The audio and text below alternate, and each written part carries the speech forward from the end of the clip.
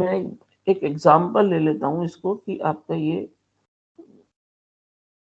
Next ये जो हमारी आपकी नेक्स्ट इवेंट टाइम मैकेनिज्म है, नेक्स्ट इवेंट टाइम मैकेनिज्म किस तरीके से वर्क करती है। तो इसमें सिंपली मैं आपका क्या है एक एग्जांपल ले ले रहा हूँ आप लोगों को समझाने के लिए, तो जिससे कि आप लोगों को आपका समझ में आ जाए कि किस तरीके से ये सिमुलेशन क्लॉक हमारी मूव कर रही है इस मैकेनिज्म में। ठीक है, इसमें मैं एक सिंपल क्यूइंग मॉडल का आपका एक बैंक का एग्जांपल ले ले रहा हूँ। अब बैंक के एग्जांपल पे जो मेरा फोकस है वो है आपका arriving of customer and departure of my customer. ठीक है, तो आपका जो अराइविंग ऑफ कस्टमर है और जो डिपार्चर ऑफ कस्टमर है वो टोटली आपका क्या है, रैंडम है। ठीक है, और वो आपका रैंडम हम लोग क्या है आपका वो बेसिकली लाइब्रेरी से पिक करते हैं, और वो आपके जो भी रैंडम वेरिएबल्स हैं या जो प्रोबेबिलिटी डिस्ट्रीब्यूशन फंक्शन है उनकी मदद से हम लोग क्या है आपका वो लाइब्रेरी में अपडेटेड रहते हैं, और उसकी मदद से हम लोग आपका उनको एक कि ये इवेंट आपका इतनी देर में होने की प्रोबेबिलिटी है इसकी, तो उसके अकॉर्डिंग हम लोग आपका उसको इंट्रोड्यूस कराते हैं। ठीक है, तो हम लोग यहाँ पे एक छोटा-सा फिर से मैं रिपीट कर रहा हूँ कि हम लोग ने क्या करा है, एक एग्ज़ाम्पल ले रहे हैं आपका अराइविंग ऑफ कस्टमर और आपका departure of customers in case of bank. Arriving of customer and departure of customer in a bank. ठीक है, अब देखिए यहाँ पे सपोज करें मेरा ये एक्स एक्सिस है और इस पे मैंने क्या करा है आपको टाइम से डिनोट कर दिया। एक्स एक्सिस पे मेरा क्या है आपका टाइम है। ठीक है, अब इसमें कुछ आपके नोमेनक्लेचर है वो आप लोग देख लें। सबसे पहले E tends to my event, A tends to my arrival. ठीक है, अराइवल ऑफ कस्टमर, कस्टमर। ठीक है,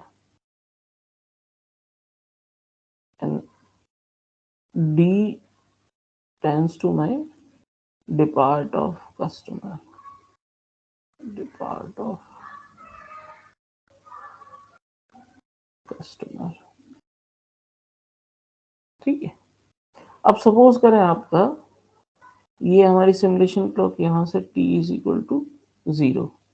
आपके ये आपके क्या है इवेंट्स हैं आपके E1, E2, E3, E4, E5, E6,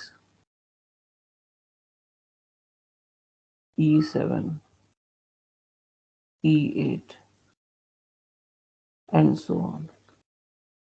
ठीक है, ये हमारे इवेंट्स हैं आपके जो आपका आपके इस प्रोसेस में आपका होने की जिनकी प्रोबेबिलिटी है। मैं फिर से रिपीट कर रहा हूँ कि ये हमारे इवेंट्स हैं जिनके आपका होने की हमारी क्या आपका प्रोबेबिलिटी है।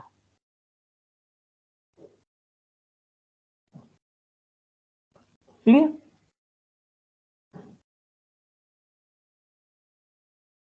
सपोज करें हमारा फर्स्ट कस्टमर आपका यहाँ पे आता है। इसमें आप देखें कि सपोज करें हमारा फर्स्ट कस्टमर आपका इस टाइम फ्रेम में आता है, सेकंड कस्टमर हमारा आपका इस टाइम फ्रेम में आता है E2, थर्ड जो कस्टमर है वो आपका इस टाइम फ्रेम में आएगा E3, फोर्थ आता है सपोज करें यहाँ पे A4। ठीक है, अब आप देखें कि अगर हमें सपोज करें ये कैलकुलेट करना है आपका कि आपका जो एक कस्टमर है उसको आपका किस पर्टिकुलर टाइम फ्रेम में आपका सर्विस मिली और वो आपका डिपार्ट हो गया। हमें ये टाइम कैलकुलेट करना है, तो वो टाइम हम कैसे कैलकुलेट करेंगे? तो उसके लिए हमें ये पता होना चाहिए कि आपका जो कस्टमर है वो आपका कब डिपार्ट हुआ। डिपार्ट मतलब आपका कब वो कस्टमर आपका निकला, पहला कस्टमर। तो सपोज़ करें आपका जो पहला कस्टमर बाहर निकला, वो आपका यहाँ पे हमारा बाहर निकला। दैट इज़ माय D1, ठीक है? और जो सेकंड कस्टमर हमारा बाहर निकला, वो आपका सपोज़ करें यहाँ पे बाहर निकला आपका, दैट इज़ माय आपका D2। क्लियर है यहाँ तक? अब आप यहाँ पे ये देखें कि अगर मुझे ये कैलकुलेट करना है कि हमारा जो पहला कस्टमर है, वो कितनी देर में आपका बाहर निकला, तो वो हम लोग कैसे कैलकुलेट करेंगे, ठीक है? तो सबसे पहले हम क्या कैलकुलेट करेंगे आपका, अगर मेरे को यहाँ पे कैलकुलेट क्या करना है,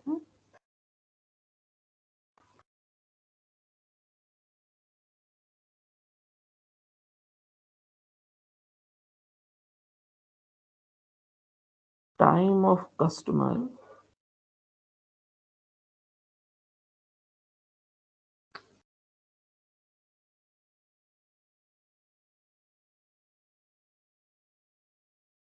डिपार्ट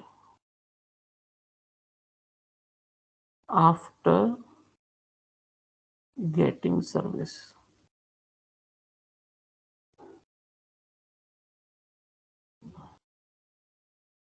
ठीक है? अब हमें ये कैलकुलेट करना है, बेसिकली आपका क्या है, टाइम ऑफ कस्टमर आपका डिपार्ट आफ्टर गेटिंग सर्विस, ये हमारा क्या है, आपका मेजर ऑफ परफॉर्मेंस है आपके, ठीक है? मेजर ऑफ परफॉर्मेंस क्या है कि हम क्या है, आपका सिस्टम की परफॉर्मेंस को कंटिन्यूअसली क्या कर रहे हैं, आपका कैलकुलेट कर रहे हैं, आपको मेजर कर रहे हैं, ठीक है?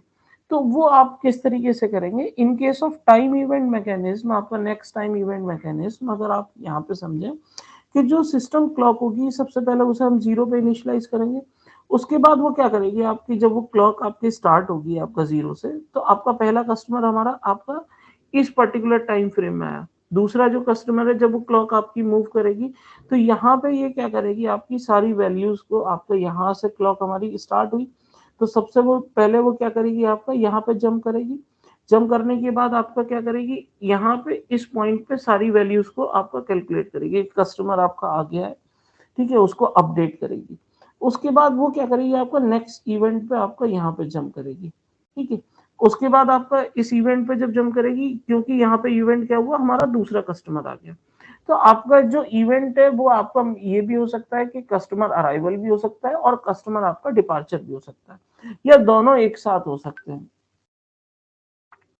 उसके बाद आपका क्या है, वो आपका कहाँ पे जंप करेगी, आपकी थर्ड आपके टाइम फ्रेम में हमारी जंप करेगी, या थर्ड इवेंट में हमारी जंप करेगी, जहां पे आपका कस्टमर, आपका फर्स्ट कस्टमर आपका जो इवन आपके टाइम इवन इवेंट पे आया था, वो उसका आपका इस पर्टिकुलर टाइम में क्या हो रहा है, आपका डिपार्चर हो रहा है, ठीक है? उसके बाद क्लॉक हमारी कहाँ मूव करेगी, आपका यहाँ पे मूव करेगी, आपका E4 पे। तो यहाँ पे हमारा क्या है, आपका थर्ड कस्टमर आपका है।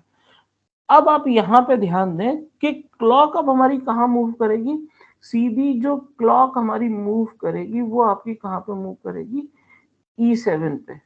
क्यों आपका यहाँ पे इसने क्या करा, इन दोनों को आपके टाइम इसको छोड़ दिया, क्यों? क्योंकि अभी मैंने बताया कि इग्नोर द आपका इनएक्टिविटी, ठीक है? वो बेसिकली जो भी आपके इनएक्टिविटी इवेंट है, उनको वो क्लॉक हमारी क्या करेगी, आपको इग्नोर कर देगी।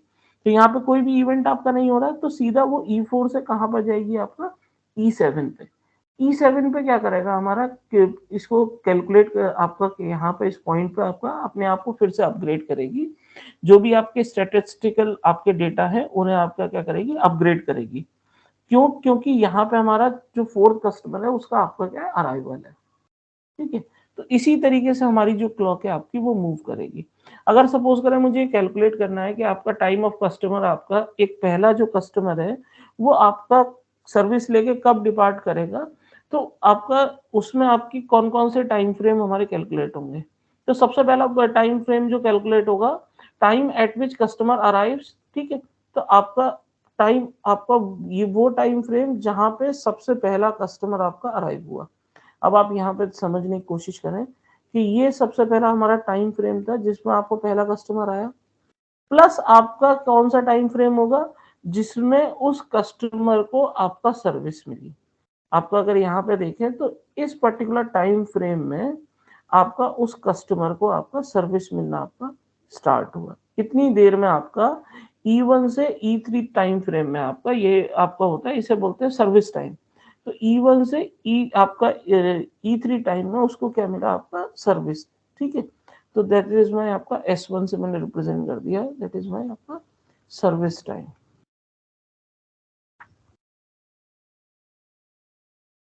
प्लस आपका डिले टाइम, प्लस मेरा आपका डिले टाइम। तो यहाँ पे मैं लिख देता हूँ इस चीज को कि आपका पहला कस्टमर हमारा सर्विस लेके कब बाहर निकलेगा, उसे कितना टाइम लगा। तो आपका सबसे पहली चीज है कि आपका किस टाइम पे हमारा कस्टमर आया, time at which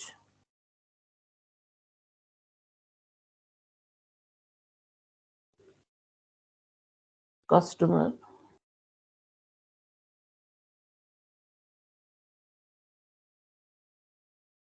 arrives, plus आपका time of server, time of server to सर्व,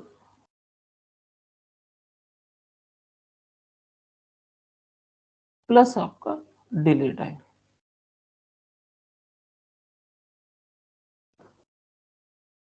ठीक है, तो अगर आप देखें कि in case of first customer आपका जो डिले टाइम है वो हमारा क्या होगा, आपका 0 होगा।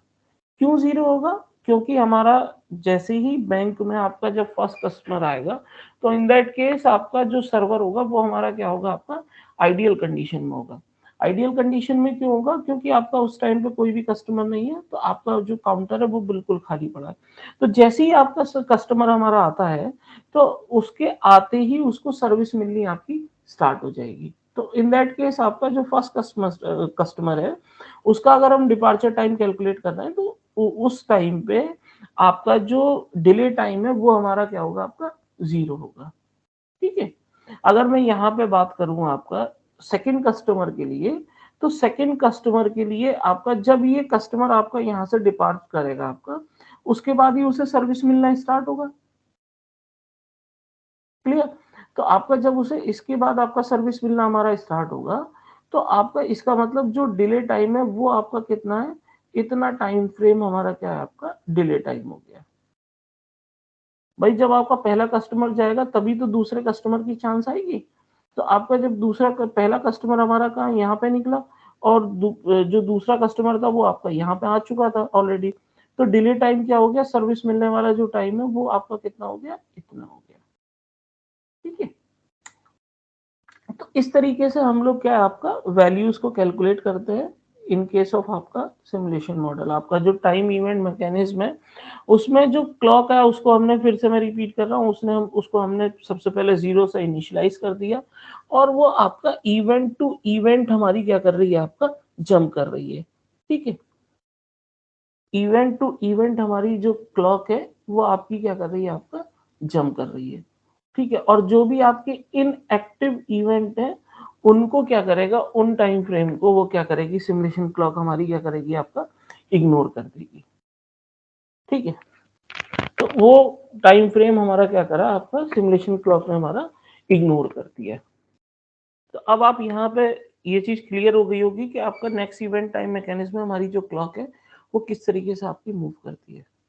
तो जो आपका फर्स्ट कस्टमर होगा उसके लिए जो आपका डिले टाइम होगा वो आपका क्या होगा, 0 होगा। क्यों, क्योंकि उस टाइम पे हमारा जो सिस्टम है आपका, या जो हमारा आप बोल सकते हैं जो आपका मॉडल है वो आपका क्या है, आइडियल कंडीशन में।